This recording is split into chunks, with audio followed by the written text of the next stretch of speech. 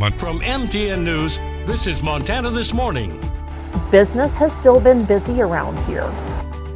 The city of Gardner avoided another potentially devastating economic hit after the shutdown was averted. But what does the future look like in this gateway city?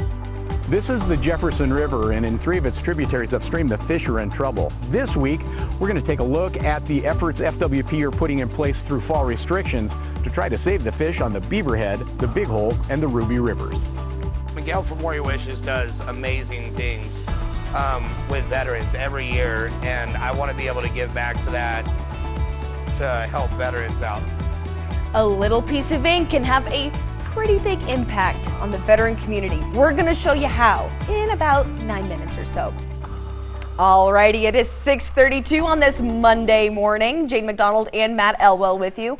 Well, the fog is certainly lightening up a little bit. It was pretty thick out there about a half hour ago. I think it's just kind of moving from place to place, so there are some areas reporting some thicker fog. Burt Mooney Airport right now, quarter-mile visibility. Really very poor visibility out toward West Yellowstone. We're going to be dealing with some patchy fog from some of the rain showers last night and during the overnight. Daytime temperatures are going to build from where we are now, but it's not going to be drastic. Our skies right now are trying to clear up above that layer of fog, obviously, but it does look like we are bringing more rain showers into the picture for the evening and overnight. Here's a look off of our Bozeman iCam on the Montana State University campus from Bobcat Stadium. Temperatures expected to be into the 50s, partly cloudy to even mostly cloudy conditions at times today. Temperatures trying to warm up slightly today. Cooler air on the way, but a warm up for the weekend. We'll break it all down for you coming up in just a few minutes. All right, thank you very much, Matt. Now, to start off, we're going to head over to the capital of Montana. Montana leaders gathered at the state capitol to celebrate the state's tribal cultures. Now, the Montana Office of Public Instruction held its annual celebration of American Indian Heritage Day. This year, the event highlighted the symbolism of Montana's 8 tribal flags. Those in attendance then tried out some traditional Native games. Montana stands out from other states because its constitutional calls for Indian education for all students.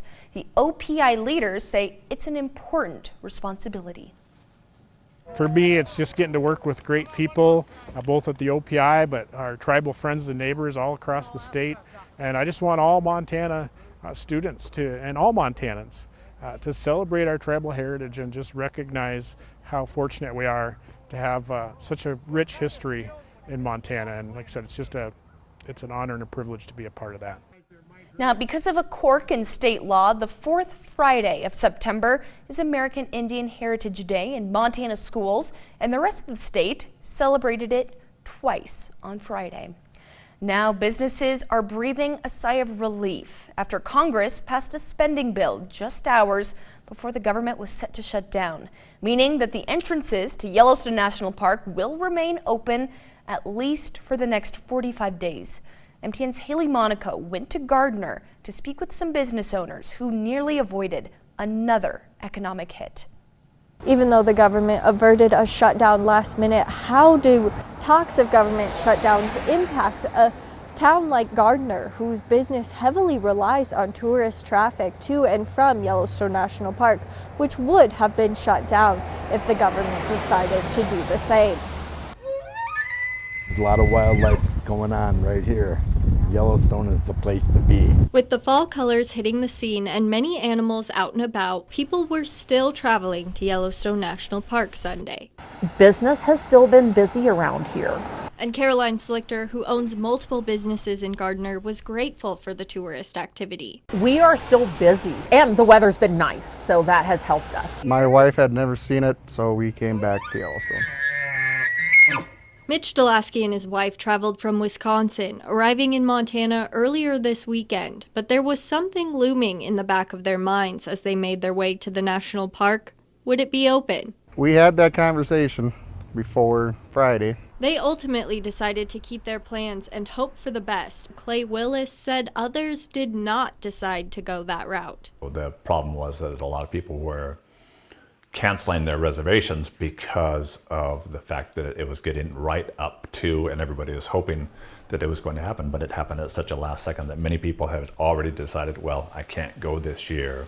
Willis said that even though they received cancellations, he estimated about 60% of people kept their bookings, and even more started to call to reserve rooms. Today we're getting reservations for today and for this week because of the decision yesterday. For wildlife photographer Mike Early, he was going to come to the park from Wisconsin no matter the decision the government came to. There's lots of things to film in the park, but there's lots of stuff in Montana all over the place. And he wasn't going to pass up on being here this time of the season. Every year when fall starts coming, I can hear the mountains calling me, and I can't resist.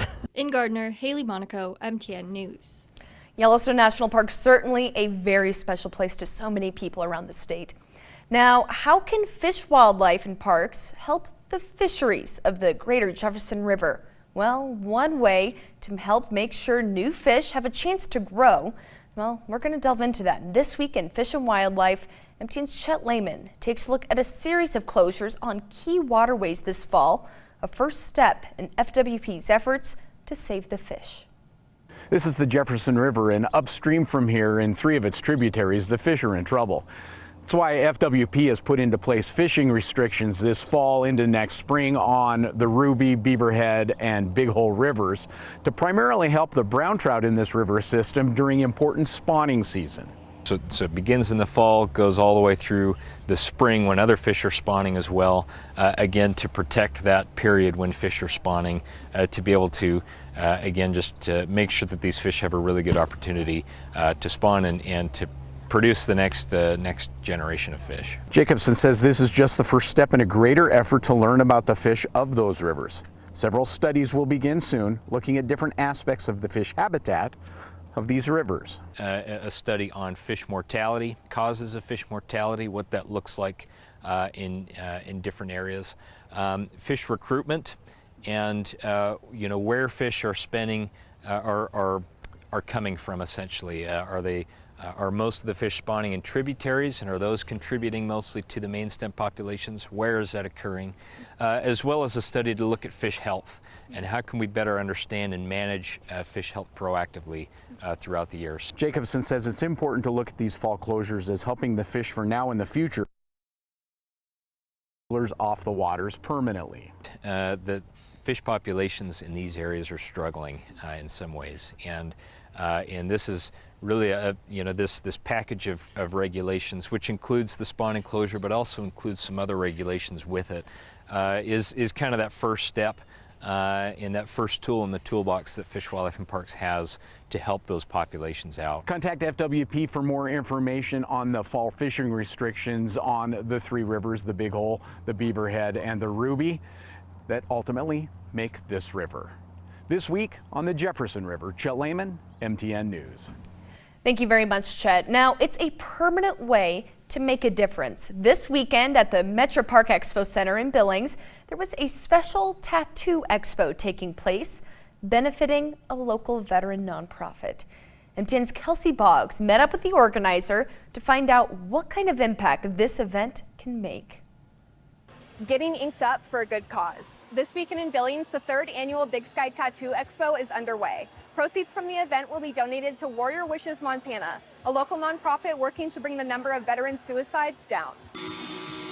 I can't count them. More than I can count on 2 hands. Tattoos can mean a lot of things. Permanent art and a way to express yourself. I'm addicted to the pain. But these tattoos symbolize something much more. I've been happy to pitch in every time. This weekend at the Metro Park Expo Center in Billings, dozens got tatted up to support local veterans. Our vets need support, but they don't get enough. The 3rd annual 3-day Big Sky Tattoo Expo raises money for Warrior Wishes Montana. Miguel from Warrior Wishes does amazing things with veterans every year, and I want to be able to give back to that to help veterans out. The local Billings nonprofit works to bring the high rate of veteran suicides in Montana down, founded by Miguel Gonzalez in 2015. We're trying to combat the 22 a day, and if they don't know what that is, that's the veteran suicide rate. Everybody in the state, in this country, the numbers seem to be going down except in Montana. According to the 2022 National Veteran Suicide Prevention Annual Report, in 2020, the suicide rate for veterans was 57.3% greater than for non-veterans. When I came back from Iraq,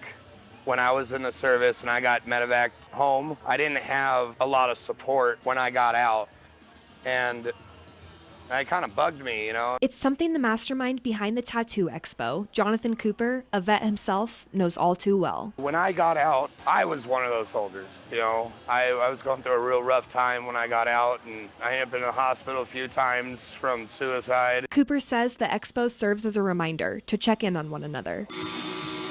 And for non-veterans, to appreciate the sacrifice so many have made. It takes 2 seconds to be nice. No one knows what you're going through, and a lot of people don't speak up on it, especially men, you know, especially male soldiers. And those at the expo are happy to be a part of the cause. Considering it supports a good cause, we'll definitely keep coming back. In Billings, Kelsey Boggs, MTN News. Definitely a unique way to give back to a group that has given so much to us. Thank you very much, Kelsey, for that report. Now, we're going to take a short break, but when we come back, often when we talk about hackers or scammers, we're talking about things on our computer. But what about something that we carry around all the time? And that's your phone. How can you stay protected from hackers going after your cell phone? I'm John Matarese. Are you exposing your phone and what's in it to criminals and hackers? How to protect that information, coming up.